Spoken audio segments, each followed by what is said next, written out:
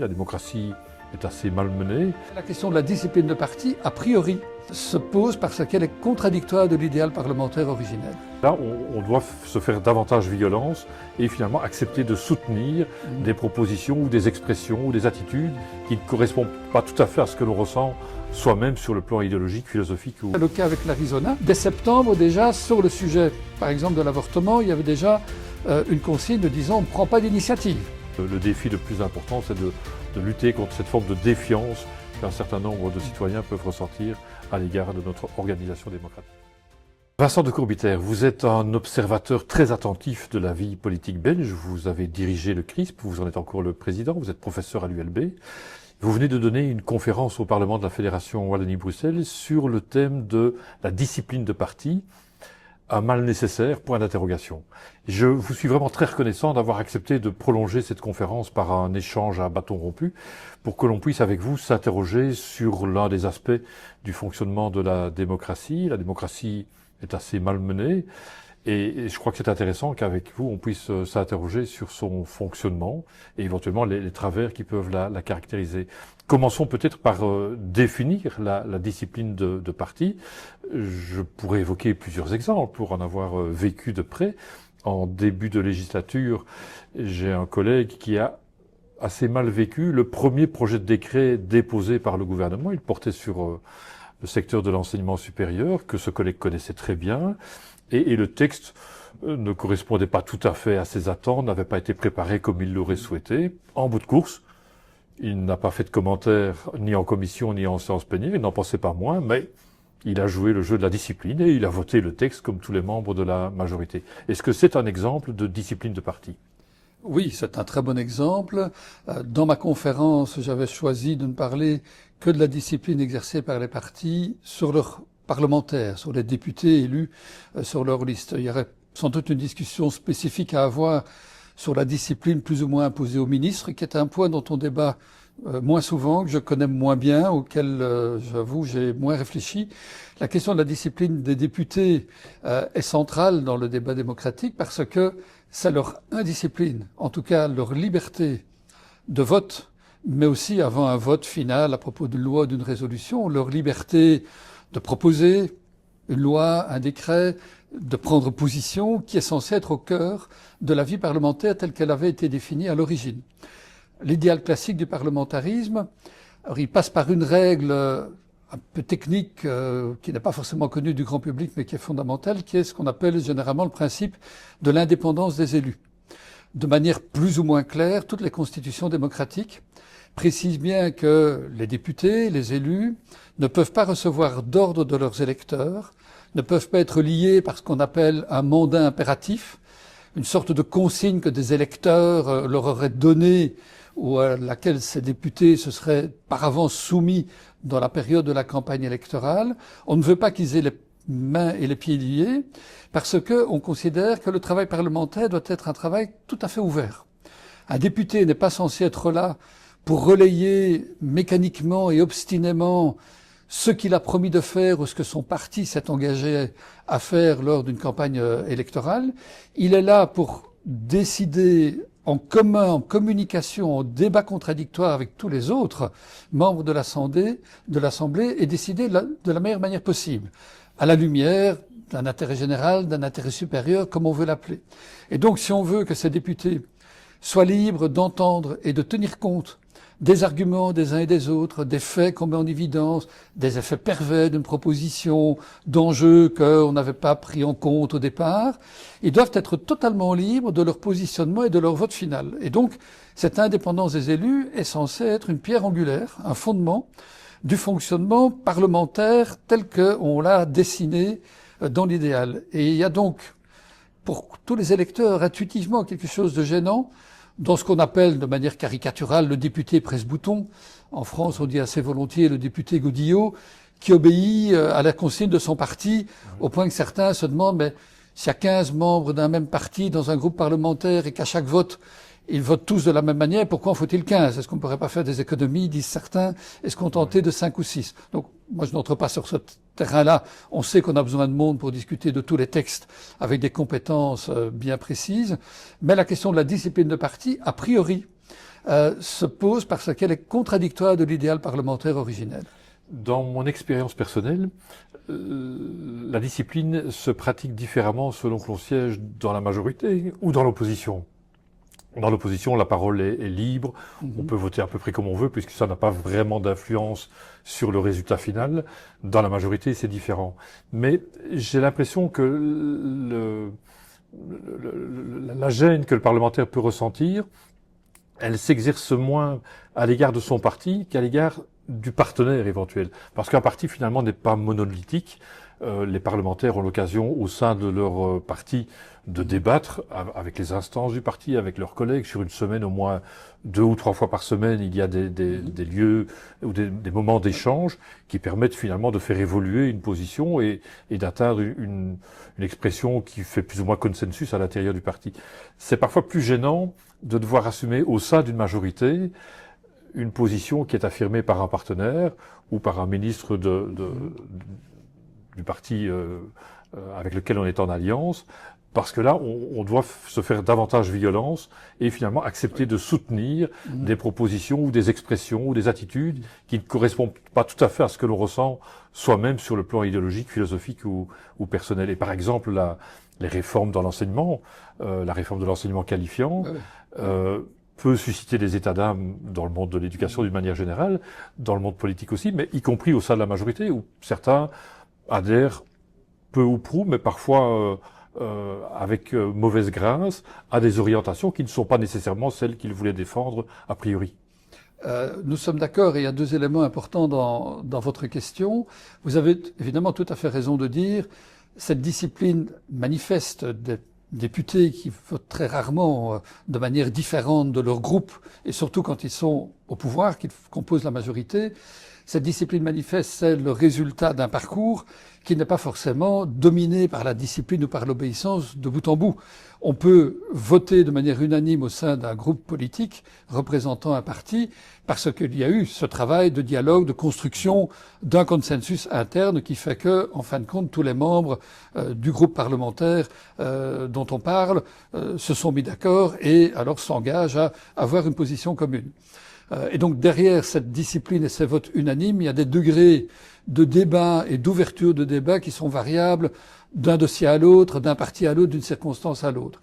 Lorsqu'en effet un parti est au pouvoir, on est devant cette situation que vous évoquez, c'est qu'en fait la grande difficulté pour les parlementaires d'un parti qui est au pouvoir, c'est de tenir compte non pas de l'opposition, qui par définition, quand ce sont des gouvernements majoritaires, est minoritaire et donc n'a pas une capacité d'influence très forte.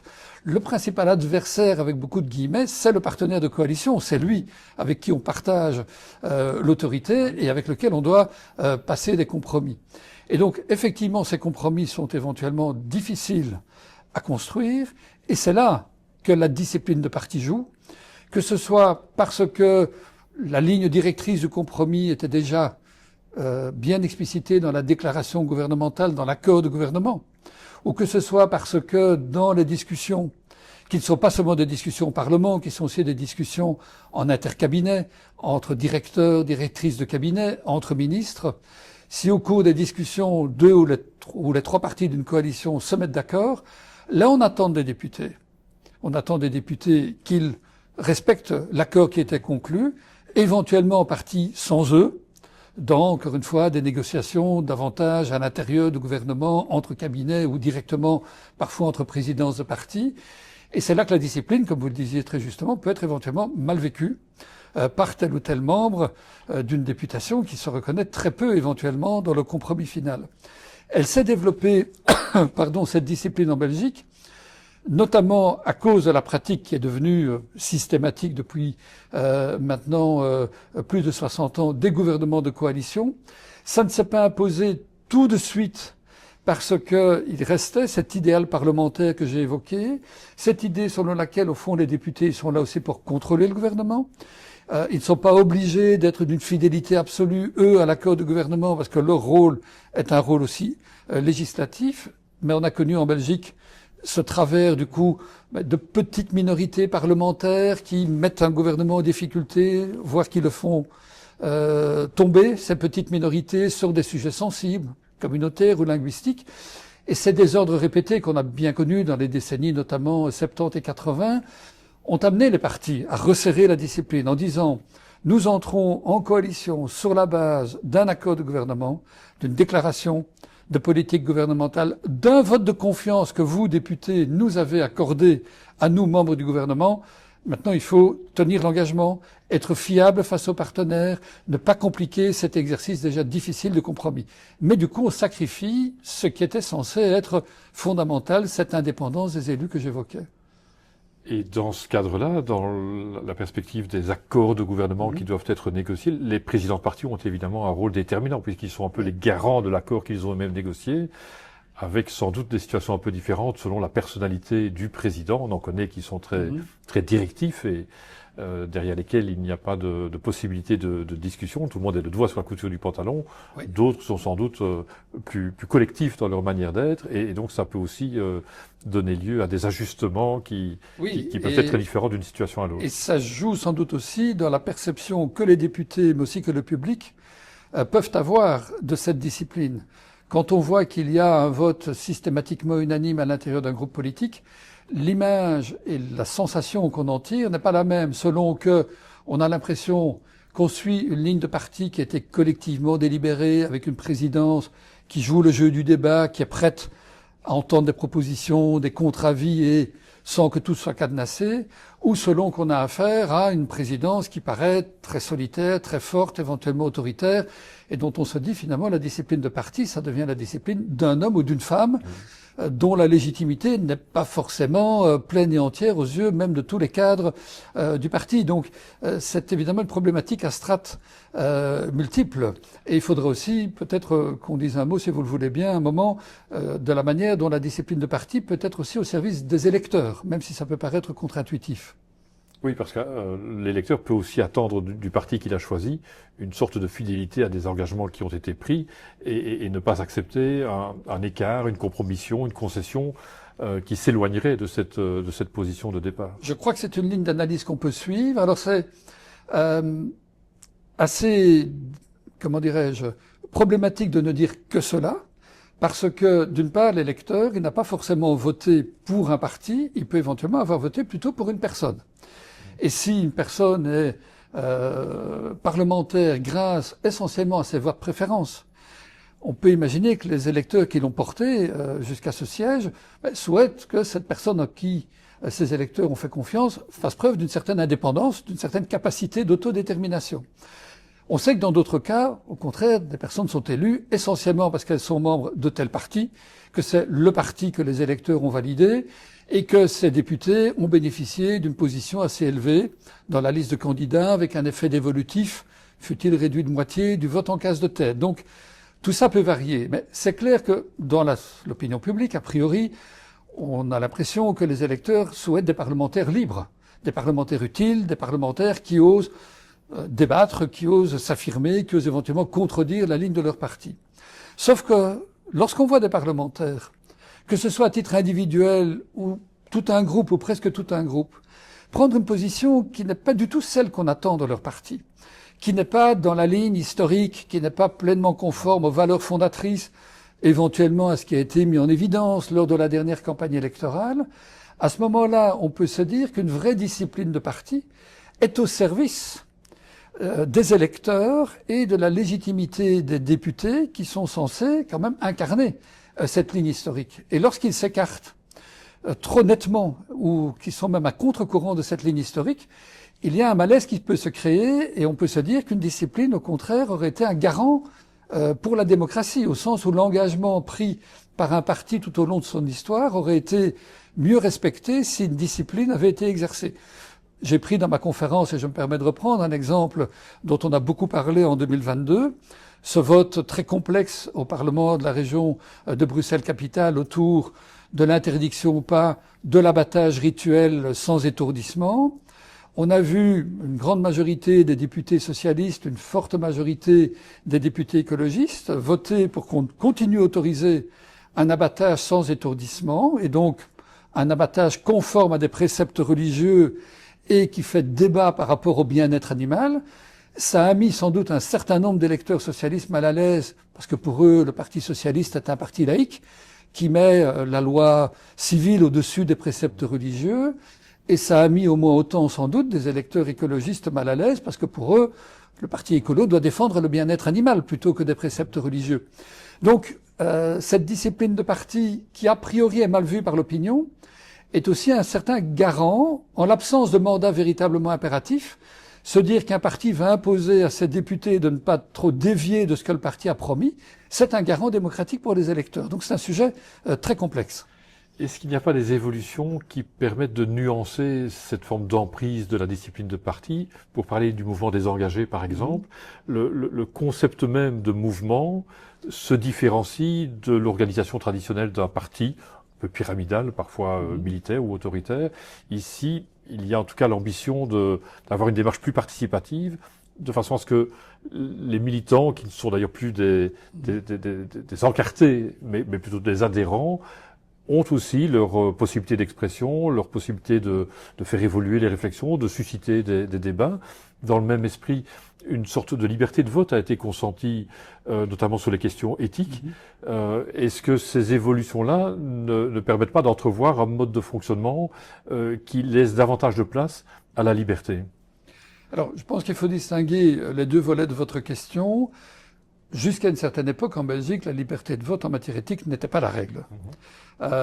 Sauf que là, la discipline de parti est inscrite dans les accords du gouvernement était particulièrement contraignante.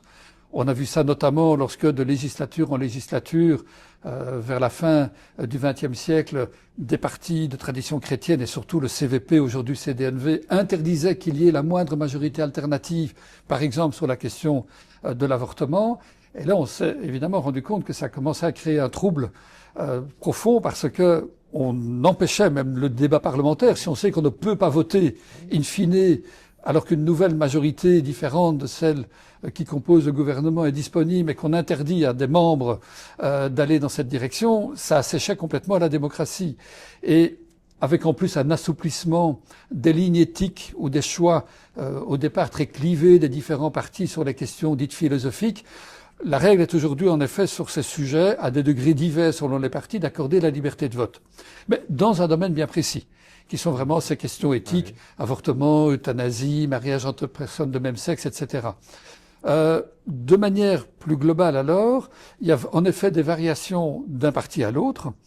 Vous parlez aujourd'hui des engagés. Depuis plusieurs décennies, Écolo était sans doute le parti francophone qui accordait le plus de place au débat interne, jusqu'à voir des ministres être mis en difficulté par leur propre base dans des assemblées générales, ce qu'on a appelé la participe-opposition lors des premiers gouvernements auxquels l'Écolo a participé, où les décisions prises en gouvernement étaient aussitôt contestées par l'état-major du parti ou par les militants. Et donc, des partis se cherchent. Ils sont organisés aujourd'hui de manière plus démocratique qu'auparavant, notamment par un processus d'élection des présidents de partis, qui est aussi quelque chose d'assez récent. On a un continuum et entre les partis, le degré de démocratie interne varie et à l'intérieur d'un parti, d'une période à l'autre. Vous l'évoquiez vous-même, je pense, dans une précédente question, un président n'est pas l'autre. Donc je crois qu'il est un peu tôt pour dire qu'on change d'époque, mais incontestablement, sur certains sujets, c'est plus ouvert. C'est surtout ouvert, et c'est quand même significatif, lorsqu'il n'y a pas de gouvernement de plein exercice. Lorsqu'on est en fin de législature, les chambres sont déjà dissoutes, là ça ne se pose pas, mais qu'on s'approche de la fin de la législature, là éventuellement la discipline est plus forte que jamais. Il faut engranger les derniers textes qui sont dans le calendrier et on oblige les parlementaires à une discipline très forte. Avec le contre-exemple de la fin de la législature en Fédération Wallonie-Bruxelles, Oui. où là, au contraire, la majorité s'est disloquée. Dans des conditions très particulières sur la un question dossier très précis. Mais le moment qui donne le plus de liberté aux parlementaires, c'est juste après un scrutin, quand il n'y a pas encore un nouveau gouvernement, une nouvelle majorité, et où là, au fond, il n'y a personne pour exercer la discipline. Oui. Il suffit que la majorité se dessine pour qu'une discipline s'instaure. C'est le cas avec l'Arizona, qui dès septembre 2024, alors que le gouvernement vient à peine d'être installé ici en février, dès septembre déjà, sur le sujet, par exemple, de l'avortement, il y avait déjà une consigne disant on ne prend pas d'initiative. à l'intérieur des futurs partenaires. Mais donc, tout ça dépend aussi du moment. Mais c'est quand même troublant de se dire les parlementaires ont une initiative législative et de vote quand il n'y a pas de gouvernement.